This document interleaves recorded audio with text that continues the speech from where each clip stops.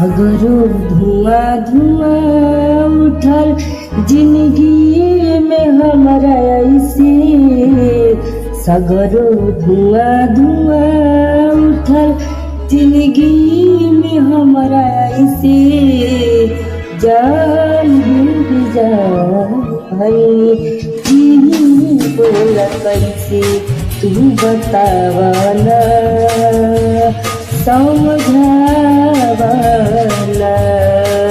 तू बतावना समझावना।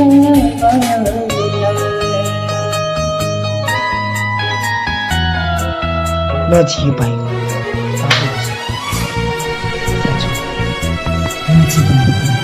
पागल हो जाए। दिल की बाग में पतझड़ी आइल, खो गइल बा प्यार हो, इत के पेड़ न जाला दिल से, भइनी हम लाचारी हो। हाँ दिल के बाग में पतझड़ी आइल, खो गइल बा प्यार हो, इसके पेड़ न जाला दिल से, भइले हम लाचार हो। निहिया के घर उजड़ गइल, चिराई के खोता जैसे, जान भी जान भइनी जी बोल कैसे तू बतावना समझावना, तू बतावना समझावना।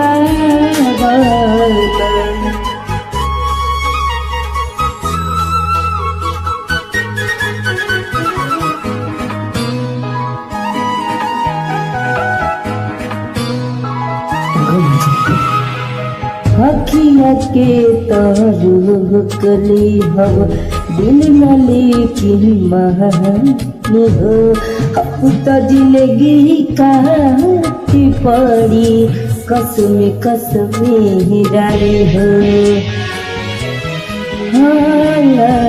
अखिया के तारुह कली हम दिल न लेकिन महानी हो, अब तो जिंदगी काटी पड़ी कसम कसम रानी हो।